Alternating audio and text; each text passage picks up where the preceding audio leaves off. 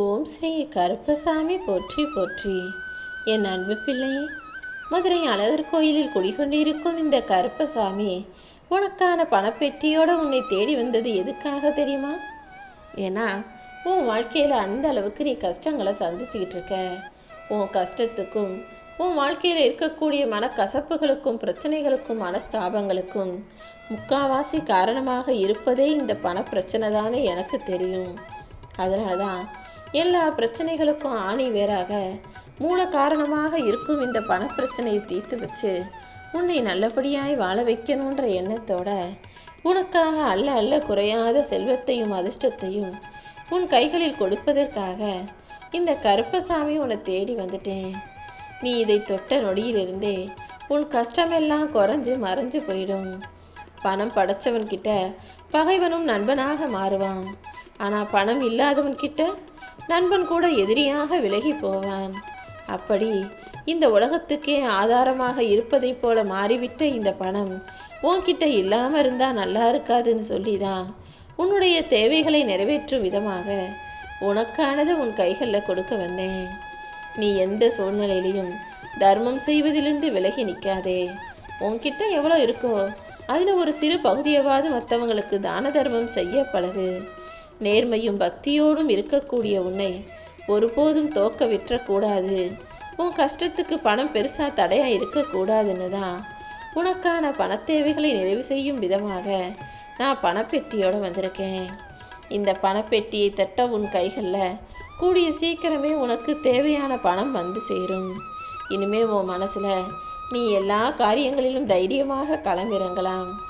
ஏன்னா இத்தனை நாளாக ஏதாவது ஒரு விஷயத்தை நீ செய்யணும், ஏதாவது உன்னை வாங்கணும்னு நினைக்கும் போதெல்லாம் பணம் தானே ஒரு பெரிய பிரச்சனையாக இருந்து உன்னை பயமுறுத்திக்கிட்டே இருந்தது.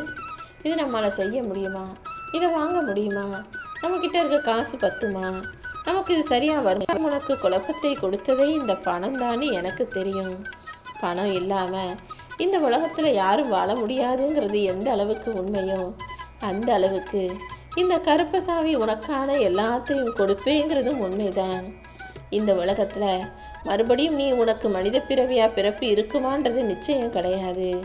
இந்த பிறவியிலாவது உன்னுடைய அம்மா அப்பா சகோதர சகோதரிகள் நண்பர்கள் உறவுகள்னு உனக்கு அமைஞ்ச எல்லா உறவுகளிடம் இணைந்து வாழ்க்கையின் தருணங்களை சந்தோஷமாக எதிர்கொள்ள தயாராகு.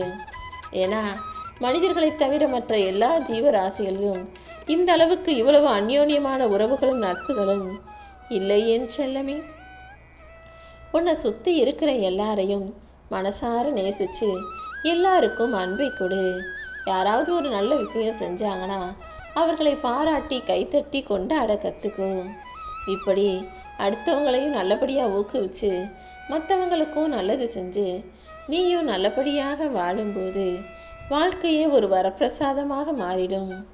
உன் வாழ்க்கையை அர்த்தமுள்ளதாக மாற்ற வேண்டியது என்னுடைய கடமை.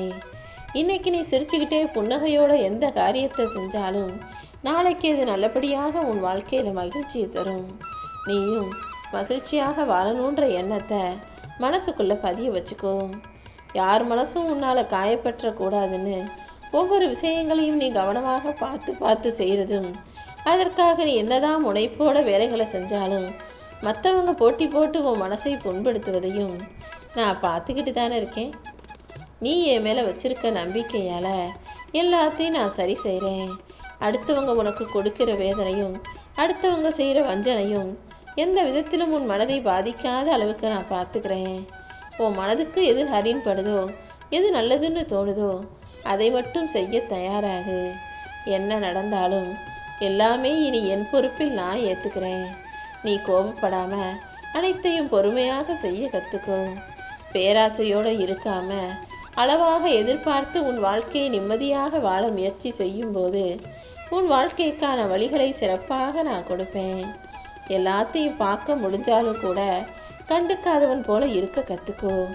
எல்லார் பேசுறதும் சுற்றி இருக்கிறவங்க பேசுறதும் உனக்கு கேட்டாலும் எதையும் கவனிக்காதவன் போல இருக்க கற்றுக்கோ.